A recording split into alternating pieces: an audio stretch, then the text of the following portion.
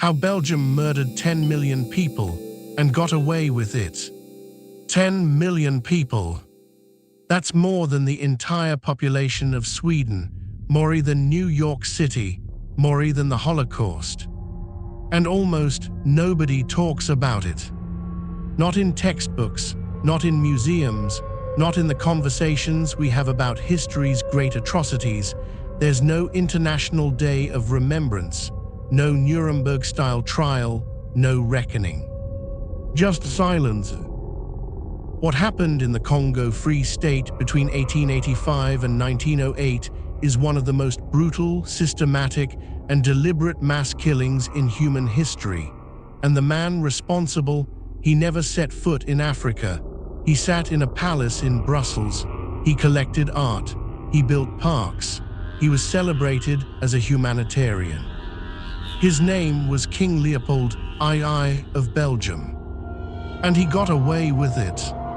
To understand what happened, you have to understand the game being played in the late 1800s. Europe was carving up Africa like a cake. Britain, France, Germany, Portugal, every major power wanted a piece. They called it the scramble for Africa. They drew lines on maps. They planted flags. They called it civilization. Leopold wanted in. But here's the problem. Belgium didn't want a colony. The Belgian government thought it was too expensive, too risky, too complicated. They said no. So Leopold went around them. He spent years lobbying, schmoozing, and lying at an international level. He commissioned explorers. He gave speeches about bringing Christianity and commerce to the Dark Continent. He talked endlessly about fighting the Arab slave trade, the irony of which will become sickeningly clear in a moment. In 1884, at the Berlin Conference, where European powers gathered to formally divide Africa among themselves, Leopold made his move. He claimed the Congo Basin, not for Belgium, for himself personally. He called it the Congo Free State. It was his private property, an area 76 times the size of Belgium, home to roughly 20 to 30 million people. And the world applauded him for it. What Leopold built in the Congo wasn't a colony, it was an extraction machine. The Congo had two things Leopold wanted desperately: rubber and ivory. Rubber especially because in the 1890s, the global demand for rubber exploded.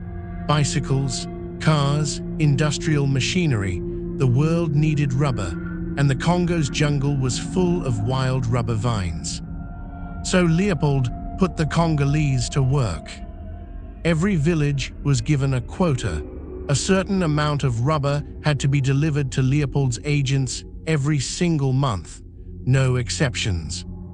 And if you didn't meet your quota, they took your hands. Leopold's private army, the Force Publique, was given one standing order: do not waste bullets. Every bullet fired had to be accounted for, so soldiers were required to prove they'd used their ammunition effectively, the proof they submitted. Severed human hands. Baskets of them, stockpiles of them, hands cut from men, from women, from children, hands taken from people still alive as punishment, hands smoked to preserve them for transport. There are photographs, they exist, they are real. If a soldier used a bullet to, say, shoot an animal for food, he had to compensate for that bullet by cutting off someone's hand anyway. The system created incentives so perverse, so dehumanizing, that it became self-sustaining. Villages were raided. Women were held hostage to force their husbands to harvest rubber. Men who escaped into the jungle were hunted. Children were taken as slaves, forced into labor camps, trained to become soldiers who would then terrorize other villages. It was total, it was deliberate, it was systematic. How do you kill 10 million people? Not all at once, you do it through accumulation. You work people to death. You starve them when you burn their food supplies as punishment. You let disease tear through populations too weakened to fight back. You terrorize entire regions into flight, into starvation, into collapse. Historians debate the exact number. Some say 10 million, some say it could be higher. What's not debated is the demographic catastrophe. The population of the Congo was cut roughly in half during Leopold's reign. Half in 23 years. Leopold was meticulous about controlling the narrative. He hired PR men. He funded favorable press coverage. He invited carefully selected missionaries and journalists to tour specific areas, places that had been cleaned up for visitors. He created an image of himself as a benevolent, progressive ruler. And it worked for years. But the truth started leaking out. A British shipping clerk named E.D. Morel noticed something strange. Ships were coming out of the Congo loaded with rubber and ivory, but the ships going in weren't carrying trade goods, the kind you'd use if you were actually trading with people. They were carrying guns and ammunition. That's not trade, that's extraction at gunpoint. Morel started digging, then writing. He became one of the first people to publicly expose what was happening in the Congo. A British consul named Roger Casement was sent to investigate. What he found was beyond anything he expected. He interviewed survivors, he documented mutilations, he compiled a report so damning it shocked even the most hardened colonial bureaucrats. The Congo Reform Association was born, the first major international human rights campaign in history. Writers got involved.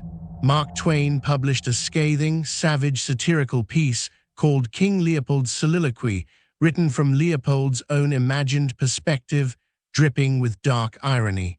Arthur Conan Doyle wrote about it. The world was finally being forced to look. Under immense international pressure, Belgium finally stepped in. In 1908, the Belgian government took control of the Congo away from Leopold. Leopold was paid for it. He received what amounts to hundreds of millions of dollars in today's money as compensation for handing over his personal death empire. He used part of the money to build parks and public buildings in Belgium. Some of those buildings still stand. Some are still celebrated. Leopold died in 1909, in his bed, at peace. He was never tried, never imprisoned, never formally condemned by any international body. The Belgian Congo continued under Belgian government rule until independence in 1960. Colonial abuses continued, though not at the same scale. The man who led Congo to independence, Patrice Lumumba, was assassinated within months, with Belgian and American involvement. That's another video. Hear what haunts me about this history. We have a word for what Germany did to the Jewish people. We have a word for what happened in Rwanda in 1994. We have words, memorials, institutions, entire legal frameworks built to acknowledge and prevent those atrocities. What word do we use for the Congo? Belgium did not formally acknowledge Leopold's crimes until 2020, and even then, it was a letter of deepest regrets, notably not an apology from the king to the Congolese president. There is no monument to the 10 million in Brussels. The statues of Leopold stood, some still stand. History is written by the people who survive it and control the story afterward. Leopold controlled the story during his lifetime. Belgium controlled it after, and Western history, broadly, was simply comfortable enough not to look too closely. The Congo Free State is a mirror, not just of one man's greed or one nation's complicity. It's a mirror of what happens when an entire civilization decides that some people do not fully count as people. 10 million lives, unmemorialized, unnamed, largely unspoken. We should say their names, we don't even know them. If this video made you uncomfortable, good, it should. History doesn't ask for your comfort, it asks for your attention. The Congo deserves yours.